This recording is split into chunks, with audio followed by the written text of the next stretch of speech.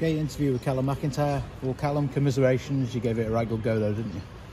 Yeah, first and foremost, my apologies to our supporters, to our football club, that we couldn't progress one further in the competition, and that's as the manager of the football team. There were big rewards, and I know people will look at what we've missed out on, quite understandably, and we're absolutely gutted with that. But very, very proud of my football team tonight in the initial game, and to be fair, over an FA Cup run where we've done something that has eluded us and we made the competition proper. To see us in that draw for the first round and then again in the hat for the second, just felt like we were reminding people that we're still here and that we really, really believe in what we're doing.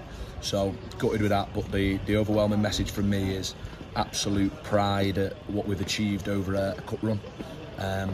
Just gutted that we perhaps couldn't go on further, and I want to make a point of, rather than it being a token, there was a moment there at full time between our supporters and our football team that was really, really special, where they saw what we did out on the pitch, good, bad or ugly, mistakes, stuff not quite falling for us, whatever it might be. There was a recognition of what those players have done tonight. Like I say, in the initial game at Hartlepool, at Nantwich, even at Tadcaster, we've netted some significant rewards for the football club financially. Like I say, would have liked to be a little bit more with the win tonight. So very, very proud of the players, very, very proud of the football club this evening, very, very proud to be the manager of Chester Football Club. It could have been different in the second half. You had a few good chances, didn't you? Yeah, I think you can see what we've done in terms of a game plan.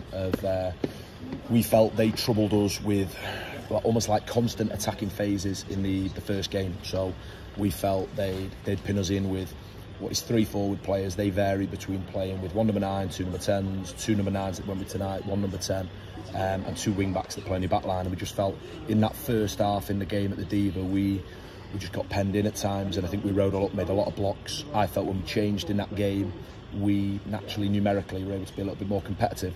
So we tried to do that tonight, but by keeping too high up the pitch. When you concede after, is it 4 minutes or so from a set piece, it's really, really difficult, because you're ultimately trying to contain, trying to grow into the game. We were always going to bring Charlie Caton on at half time. Had a really tough decision with that, in that Charlie might have been great for 120 minutes, he might have been great for 90, he might have been great for 60. Didn't want to have a scenario where we were potentially chasing a game, which is understandable. I think while we might be doing that, we're coming away to a side in the division above and be forced to take him off later in the game. So by reducing him to the second half and any potential extra time, you guarantee having him on the pitch at the end of the game. So there's loads to analyse. No one's going to be stupid enough to criticise our goalkeeper that has been phenomenal since he came back to the club from his loan in the summer, and I'm so proud of the way he's applied himself day in, day out on every single game. I'm not going to criticise a group of players that have been absolutely terrific. I'm going to talk about how we might have had York on the ropes for a little bit in that second half, because it certainly got a little bit twitchy next to me. Chances, ball going across the box, the one that comes out that we force wide when the goalkeeper spills one. But for me, without sort of over-analysing, I think the story of the 2 ties is a goalkeeper that's played in the Premier League has made 2 saves, 1 in the first game, 1 in this game, that have absolutely fundamentally made the difference. That I think if that's your National League North goalkeepers, I don't think he keeps that out. And your message to the lads surely must be that you've just gone toe to toe with the National League side. Go and prove you should be in that division.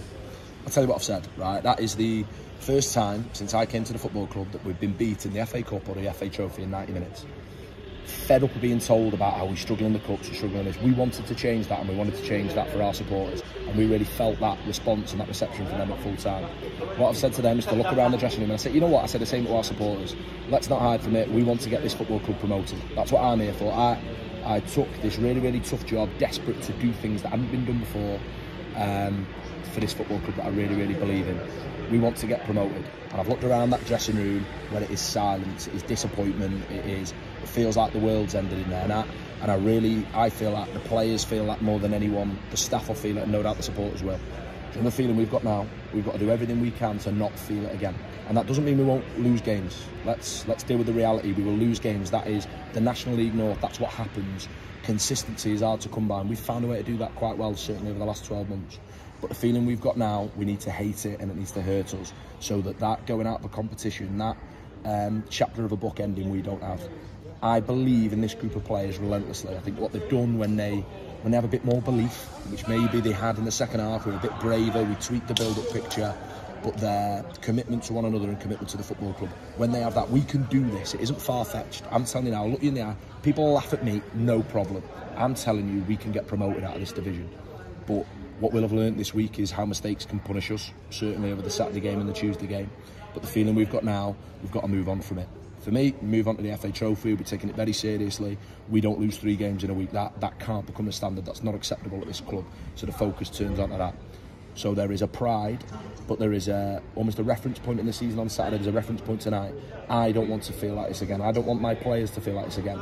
We need to chase down, not every game, every single minute of our lives. We need to try and chase down that promotion. We can only do it together. And I thought what our supporters showed our team at full time is that we are together, and we'll give ourselves a right chance of doing that.